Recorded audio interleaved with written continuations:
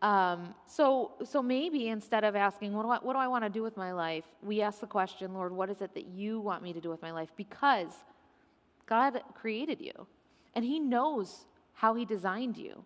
I don't believe that that means that everybody's going to answer the question the same way. I don't believe that that means that everybody's going to answer the question that I need to go to Bible college and be a minister or a pastor. In fact, I think very few people should answer the question that way. I think that what we need to recognize is that God has uniquely wired all of us differently, with different desires, with different skill sets, with different personalities and different interests. God has wired us all differently.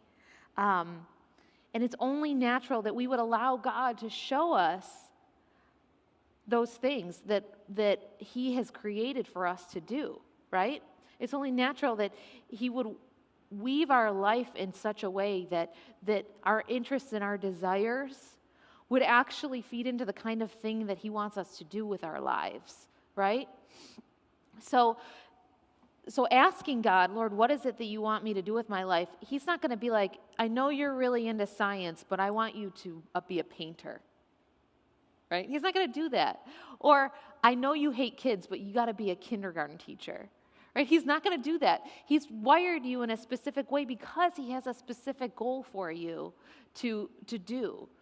Something in mind that he has created you specifically to do. So why wouldn't we go to him and ask him what it is that he wants us to do with our lives when we're making one of the biggest decisions of our lives? What career you decide to go into, that is one of the biggest decisions you're going to make. You're going to spend a lot of time doing that. And yes, there is definitely room for you to switch or move or change things if you realize you're going down the wrong track, but why not try to get it right the first time if you can, right? If God has already, and that doesn't mean that God's not going to pull you out of something and start having you do something differently along the way. But when we bring these things before the Lord and ask him, he wants to help direct your path. He desires to show you what it is he's wired you to do. So when we surrender our decision to the Lord and let him guide us, and we surrender our obedience to what he's called us to, and even when things get difficult, even when the world is unpredictable, because it will be, even when things are hard, we can still have peace knowing that we're walking in the path that the Lord called us to, regardless of what's going on around us. And our meaning for our lives is not found in necessarily the work that we're doing, although we are doing it as unto the Lord. We're doing it because the Lord called us to it.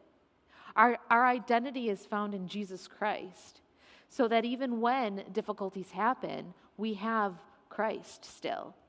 And even when things are like Hevel, the things that we reach for, the things that we live our lives for kind of dissipate and go to nothing, we still can hold on to the Rock of Ages, Jesus, who is solid, who's not going anywhere.